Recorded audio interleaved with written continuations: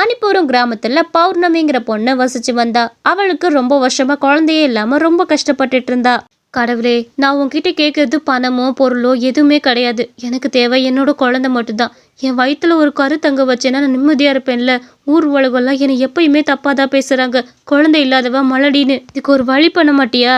ஆமா, இந்த உலகத்துல எத்தனையோ பேர் குழந்தைகளை தூக்கி போட்டுட்டு போறாங்க. அவங்களுக்கெல்லாம் கொடுக்குற குழந்தைய எங்களுக்கு கொடுத்தா அந்த குழந்தைய நாங்க பத்திரமா பார்த்து வளர்த்துருப்போம்ல. ஏன் எங்களுக்கு மட்டும் ஒரு குழந்தைய கொடுக்க மாட்டேங்கிற? நாங்களும் வார உங்ககிட்ட வந்து இதே வேண்டுதல் தான் வைக்கிறோம். ஒரு தடவை கூட எங்களுக்காக இறங்கி வந்து இந்த வேண்டுதலை நீ நிறைவேற்றி கொடுக்க மாட்டியா? அப்படின்னு அன்றாட வேண்டுதல் எல்லாமே அவங்க குழந்தைய பத்தி மட்டுமே இருக்கும். ஏ பௌர்ணமி, மொன்ன பார்க்கலாம் தான் வந்தேன்டி. கோயில வந்திருக்கிறியா? ஆஹா, எப்பவும் வழக்கமா வந்து வேண்டதானே. இப்ப மட்டும் கடவுள் உனக்கு தூக்கி இந்தா குழந்தைன்னு கொடுத்துட போறாரா என்ன? ஆமா பௌர்ணமி, இப்பவாச்சும் ஏதாவது விசேஷம் இருக்கா இல்லையா? இல்ல வாழ்க்கையில எப்பவுமே உனக்கு விசேஷமே கிடையாதான் தெரியலையே. எல்லாரும் சொல்லிக்கிட்டாங்கடி, அதான் கேட்டேன். நீ ஒரு மலடின்னு சொன்னாங்க. இதோ பார்வள்ளி, வேணும்னு என் மனசை வந்து காயப்படுத்தணும்னே காயப்படுத்தாத. எனக்கும் கண்டிப்பா ஒரு நாள் குழந்தை பிறக்கும். அப்ப நீ அந்த குழந்தைய தூக்கி கொஞ்சம் தான் போற. அப்ப இந்த வார்த்தையெல்லாம் எங்க போது நானும் பாக்குறேன். குழந்தை இல்லாத வழி என்ன மாதிரி இருக்கிற ஆளுகளுக்கு தெரியும். உன்ன மாதிரி இருக்கவங்களுக்கு எப்படி தெரியும்? கண்டிப்பா நானும் ஒரு நாள் குழந்தை பெற்று காட்டுறேன். இப்படி அவளை எல்லாருமே கேலி கிண்டலா பேசுறது அவருக்கு ரொம்ப வருத்தமா இருக்கும். இவங்களும் சாமி கும்பிட்டு முடிச்சுட்டு வழக்க போல தன்னோட புலம்பல கூறிட்டு வீட்டுக்கு போயிட்டு இருந்தாங்க. போற வரையில ஒரு அழகான குட்டி குழந்தை கீழே கடந்தது. இதை பார்த்து அவங்களுக்கு ரொம்ப அதிர்ச்சியா இருந்தது. யார் இந்த குழந்தைய இந்த இடத்துல போட்டிருப்பாங்கன்னு 2 பேரும் யோசிச்சுக்கிட்டே இருந்தாங்க. ஐயோ, எவ்வளோ அழகான குழந்தை. இந்த குழந்தைய நம்ம எடுத்துக்கலாம். பாவம், இவ்வளோ சின்ன பையனை யார் இந்த இடத்துல போட்டு போயிருப்பாங்க தெரியலையே. ஐயோ கண்ணா, இருட அம்மா வரேன். யாருமா இது? இந்த குழந்தை காலையிலேருந்து இந்த இடத்துலையே தான் கிடக்குது. யாரும் வந்து பார்க்க மாட்டேங்கிறாங்க. ஏதோ ஒரு பொம்பளை இந்த இடத்துல போட்டுட்டு ஓடி போயிடுச்சுமா. பாவத்தை, இந்த பையனை நான் தூக்கி ஏதாவது என் மேலே போலீஸ் கேஸ் ஆயிடணும்னு நானும் பார்க்கறது இல்லை. பாவமாக கிடக்குது, என்ன பண்ணுறது? ஆமாம், உங்கள் 2 பேர்த்துக்கும் ரொம்ப வருஷமாக குழந்தை இல்லைன்னு கேள்விப்பட்டேன். இந்த குழந்தைய தூக்கிட்டு போய் வளர்க்கலாமே. ஐயோ, நீங்க சொன்னாலும் சொல்லனாலும் நான் அதான் பண்ண போறேன். இனிமேல் இதுதான் எங்களோட பையன். பாவம், இந்த குட்டி பையனை தூக்கி போட இவங்களுக்குலாம் எப்படிதான் மனசு வருதோ. சே, இவங்களுக்குலாம் கடவுள் எதுக்குதான் குழந்தைய கொடுக்குறாரோ. இவங்க தப்பு பண்ணிட்டு குழந்தைய எப்படி ரோட்டோரத்துல போட்டுட்டு போறாங்க. அந்த பிஞ்சு மண்ணு என்ன தப்பு பண்ணுச்சு? ஒரு நிமிஷத்துல இவங்களோட வாழ்க்கையே கெடுத்துட்டு போயிடுறாங்க. இவங்க வளர்ந்து வர வரைக்கும் எவ்வளவு கஷ்டப்பட்டு துன்பப்படணும். இதெல்லாம் அவங்க யாருக்கும் தெரியுது இல்லை. நானே இந்த குழந்தைய வளர்த்துக்கிறேன். ஆமா பௌர்ணமி, நம்மளே இந்த குழந்தைய வச்சுக்கலாம். பாவம், அந்த குழந்தைய பார்த்தா எப்படிதான் இவங்களுக்குள்ள தூக்கி போட மனசு வந்ததோ. இனிமேல் இது நம்ம குழந்தை. வா, நம்ம வீட்டுக்கு தூக்கிட்டு போவோம். இனிமேல் குழந்தை இல்லைங்கிற வார்த்தையை யாரும் உங்ககிட்ட சொல்ல மாட்டாங்க. நம்ம கிட்டதான் இப்ப குழந்தை வந்துருச்சே. இனிமேல் யார் அப்படி சொல்ல முடியாது. அந்த கணவன் மனைவி 2 பேருமே ரொம்ப சந்தோஷமா அந்த குழந்தைய வீட்டுக்கு கூட்டிட்டு போனாங்க. ஏண்டி மதி, உனக்கு ஒரு விஷயம் தெரியுமா? நம்ம பௌர்ணமிக்கு ஒரு குழந்தை கிடைச்சி போச்சு. இந்த இடத்துல ஒரு குழந்தை கிடைச்சுல, அந்த குழந்தைய பௌர்ணமி தாண்டி தூக்கிட்டு போய் வளர்க்க போறேன்னு சொல்லியிருக்கிறா. இனிமேல் அவளுக்கு அந்த பேச்சே வராது, குழந்தை இல்லைன்னு. உன்னையத்தான் இனிமேல் ஊர்ல இருக்க எல்லாம் பேச போறாளுக பாரு. உனக்கும் இன்னும் குழந்தை பாக்கியமே கிடைக்கலையேடி. எத்தனை வருஷம்? 5 வருஷம் ஆக போகுது. இன்ன வரைக்கும் ஒரு குழந்தை பாக்கியம் கிடைக்கலையே உனக்கு. இக்கிழவி, முன்னாடி இந்த விஷயத்த சொல்லியிருந்தா நானாச்சும் இந்த குழந்தைய தூக்கிட்டு போயிருப்பேன்ல.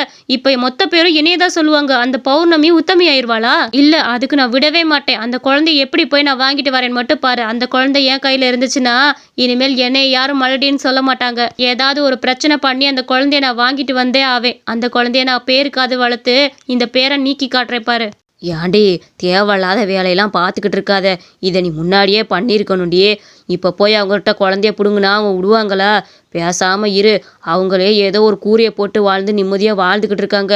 அந்த சந்தோஷத்தை எதுக்குடி நீ போய் கேட்குற? உன்கிட்ட தான் நிறைய பணம் காசு கிடக்குது, வீடு கிடக்குது இல்லை. அப்புறம் என்ன, நீ பெசாட்டி இரு. உனக்கு திமிரெல்லாம் வர வர ரொம்ப ஏறி போச்சுன்னு நினைக்கிறேன்.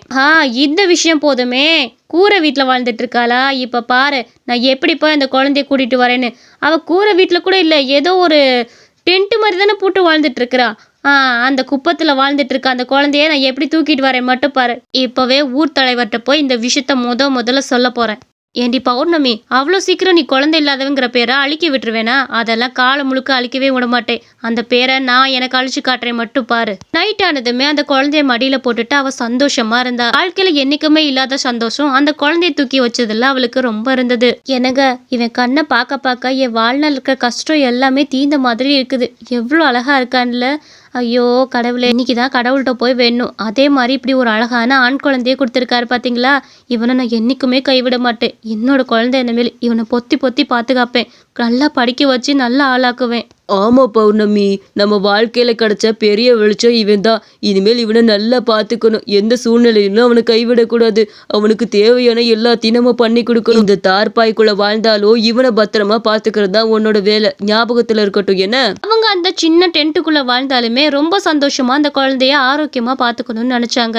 அப்பதான் அந்த வில்லங்க பிடிச்ச மாதிரி அந்த ஊர் தலைவரோட அங்க வந்தா. ஐயா, நீங்களே இதை கொஞ்சம் பாருங்க. இந்த சின்ன கேரி பேக்கு மாதிரி இருக்குது. இந்த வீட்டுக்குள்ள இருந்துட்டு எப்படி இவங்களால இந்த குழந்தைய வளர்க்க முடியும்? இந்த குழந்தைய மரியாதையை என்கிட்ட வாங்கி கொடுத்துருங்க. பாவம் இந்த சின்ன குழந்தை இந்த சின்ன டென்ட்டுமா இருக்க வீட்டுக்குள்ள இந்த கொசுக்கடியில அவனால வாழ முடியாது. அவனை நான் தூக்கிட்டு போறேன். என்கிட்டயாச்சும் வீடு இருக்குது. எங்க ஊர்ல பெரிய பெரிய வீடுலாம் நாங்க வாடகைக்கு விட்டுருக்கோம். இப்போதைக்கு இந்த சின்ன பையனை அந்த வீட்டில் வச்சு பாத்துக்கிறேன். ஏமா பௌர்ணமி, நான் சொல்றேன்னு தப்பா நினைச்சுக்காத. அந்த பொண்ணு சொல்றதும் நியாயமான விஷயம் தானே.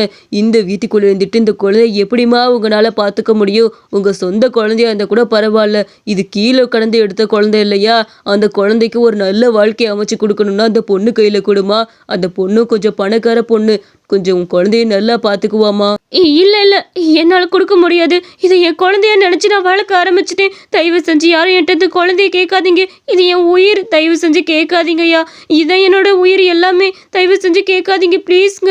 இந்த குழந்தைய கிட்ட பிரிச்சிடாதீங்க. இதோ பாருமா, ஊர் தலைவர் நான் சொல்றதுதான் இந்த கிராமம் கடைபிடிக்கணும். இந்த குழந்தை ஒண்ணு சொந்த குழந்தை இல்ல. நீ உரிமை கொண்டாடுறதுக்கு. இது கீழே கடந்து எடுத்த குழந்தை. அந்த பொண்ணுகிட்டே வளரட்டும். அப்பதான் நல்லா வளரும். சரியா? அந்த பொண்ணை நல்லா படிக்க வச்சுக்கிறேன்னு சொல்லிருச்சு. சரிம்மா, இனிமேல் அந்த குழந்தைய தேடி போகாத. அந்த மாதிரி ஊர் தலைவர் முடிவு எடுத்ததுல அவளுக்கு ரொம்ப வருத்தமா இருந்தது. என்னங்க பாத்தீங்களாங்க, என் குழந்தை ஒரு நிமிஷத்துல கையை விட்டு போயிருச்சு. அந்த குழந்தைய உயிரா நினைச்சு வளர்க்க ஆரம்பிச்சுட்டேன். இப்ப புடுங்கிட்டு போனா எவ்வளவு மனசு வேதனையா இருக்கும். உண்மையிலே என்னோட தாய்மையோட உணர்வா அந்த குழந்தைகிட்ட நான் உணர்ந்தேன். மனசு கஷ்டமா இருக்குங்க அவன் என்னை விட்டு போனது. கவலைப்படாதம்மா, நமக்குன்னு எழுதி வச்சா கண்டிப்பா அவன் நம்ம கிட்ட வருவான். கடவுள் நமக்குன்னு எழுதி வைக்கலையோ என்னமோ, ஒரு சின்ன சந்தோஷத்தை ஒரு சின்ன நிமிஷத்திலே எடுத்துக்கிட்டா பாத்தியா? என்ன வாழ்க்கையோ. சரி வா. ஒரு நாள் ஊர் தலைவர் அந்த மதியோட வீட்டுக்கு குழந்தைய பார்க்கலான்றதுக்காக போய்கிட்டு இருந்தாரு. அப்பதான் அங்க ஒரு அதிர்ச்சியான சம்பவத்தை பார்த்தாரு. குழந்தை வெளியே கிடந்துச்சு. அவங்க 2 பேரும் வீட்டுக்குள்ள சண்டை போட்டுக்கிட்டு கிடந்தாங்க. நான் அப்படித்தான்டா பண்ணுவேன். நீ என்ன பண்ண முடியும் பண்ணிக்க. என்னாலாம் முடியாது. அந்த குழந்தைய என்னால பாத்துக்க முடியாது. நீ கொஞ்ச நேரம் பார்த்தா உனக்கு குறைஞ்சு போயிட மாட்டேன். ஏய், ஒழுங்கா நீ இப்போ பார்த்துக்கிறியா இல்லையாடி? என்ன எல்லாம் பார்த்துக்கிட்டு இருக்க முடியாது. அந்த குழந்தை நொய்னு அழுதுகிட்டே இருக்குது. நான் வச்சுக்கிட்டே உட்காந்துருக்க முடியுமா? அட கடவுளே, இவங்க குழந்தைய நல்லா வளர்ப்பாங்க கொடுத்தா இப்படி வெளியே போட்டுட்டு வீட்டுக்குள்ளே போய் 2 பேரும் சண்டை போட்டுக்கிட்டு இருக்காங்க. மனசாட்சியே இல்லாதவங்க. இந்த குழந்தைய தூக்கிட்டு போய் ஒளிய வச்சிருக்கோம். அதுக்கப்புறம் வந்து கேட்போம். அங்க இருந்த ஊர் தலைவர் அந்த குழந்தைய தூக்கிட்டு வேகமா அவரோட வீட்டுல போய் அவரோட பொஞ்சாதிட்ட கொடுத்துட்டாரு. அவங்கள கொஞ்ச நேரம் பாத்துக்க சொல்லிட்டு இந்த வீட்டுக்கு திரும்பவும் வந்தாரு. மதி, கொஞ்சம் வெளியே வாமா. மதி. என்னங்கய்யா சொல்லுங்க. எங்களுக்கு வேர்க்கனே சண்டை போட்டுக்கிட்டு இருக்கோம். இதுல நீங்க வேற ஊடையில வந்துக்கிட்டு என்னன்னு சொல்லுங்க. அது ஒன்றும் இல்லைம்மா, குழந்தை இருக்குல்ல, குழந்தைய பார்த்துட்டு போகலான்னு வந்தேன். சரி, உன் குழந்தைய போய் தூக்கிட்டு வா. ஒரு தடவை பார்த்துட்டு கையில் காசு கொடுத்துட்டு போயிடுறேன். ஐயோ, குழந்தைகிட்ட போட்டு போலயே குழந்தைய காணோம். ஐயா, அவங்களோட பெத்த அம்மா அப்பா இருக்காங்கல்ல, அவங்க வந்து அந்த குழந்தைய வாங்கிட்டு போயிட்டாங்க. நான் சொல்லணும்னு நினைச்சேன். நேத்தே தேடி வந்தாங்க. சரி, அவங்க தானே பெற்றிருக்காங்கன்னு அவங்க கையிலேயே கொடுத்து விட்டேயா. அதனால அந்த குழந்தை அங்கே போயிருச்சு. நீங்க போய் அங்கே பார்த்துக்கோங்க என்ன. அடி பாவி சதிகாரி, அந்த குழந்தைய வெளியே போட்டுட்டு உள்ள 2 பேரும் சண்டை போட்டுட்டு இருக்கிறீங்க. அந்த குழந்தைய தூக்கிட்டு போனதே நானு. என்கிட்டயே வந்து சொல்றியா அந்த குழந்தையோட அம்மா அப்பா தூக்கிட்டு போயிட்டாங்கன்னு? இப்படி போய் சொல்லி அந்த குழந்தைய வளர்க்கவே வேணாம். நீ உங்ககிட்ட அந்த குழந்தை வளர்ந்துச்சுன்னு வச்சுக்க, அந்த குழந்தை கண்டிப்பா நல்லா இருக்காது. நீ பேசாட்ட அந்த குழந்தைய குப்பையில தூக்கி போட்டு போக கூட தயங்க மாட்ட. அந்த மாதிரி ஒரு ஆளு நீ. இனிமேல் அந்த குழந்தை உனக்கு கிடையாது. பௌர்ணமி, என்னைய மன்னிச்சிரு. இந்த குழந்தைய உன்கிட்ட இருந்து வாங்கிட்டு போனது தப்புதாம்மா.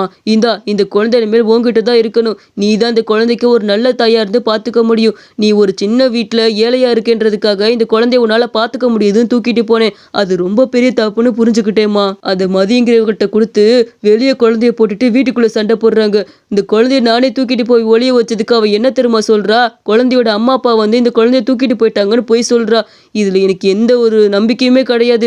அதனாலதான் உங்கள்கிட்ட தூக்கிட்டு வந்துட்டேன். என்னைய மன்னிச்சிருங்க. இனிமேல் எக்காரணத்துக்கு கொண்டு இந்த குழந்தைய நான் பிரிக்க மாட்டேன். இனிலேருந்து இது உங்களோட குழந்தை.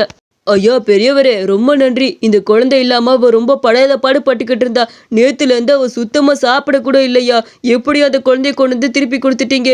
இது எங்க சொந்த குழந்தை மாதிரி பார்த்துட்டோம். இனிமேல் யாருக்கு கொடுக்க மாட்டோம். தயவு செஞ்சு இன்னொரு தடவை இப்படி வந்து புடுங்காதீங்க.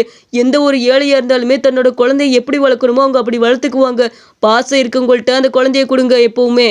அந்த பணக்காரி பாசமே இல்லாம இந்த குழந்தைய வளர்க்குறத விட நீங்க பாசத்தோட வளர்க்குறது தான் ரொம்ப முக்கியம். இந்த குழந்தைக்கு என்னைக்குமே உங்களோட பாசத்தை நிறைய கொடுத்து வழங்க. என்ன அந்த ஊர் தலைவரும் அந்த குழந்தைய அவங்க கிட்டே ஒப்படைச்சிட்டு போனாரு. இந்த கதை உங்களுக்கு பிடிச்சிருந்துச்சுன்னா மறக்காம நம்ம குட்டி கார்ட்டூன் சேனலுக்கு சப்ஸ்கிரைப் பண்ணிக்கோங்க. இந்த கதையில உங்களுக்கு என்ன பிடிச்சிச்சுன்னு மறக்காம நம்ம கமெண்ட் செக்ஷன்ல சொல்லிருங்க.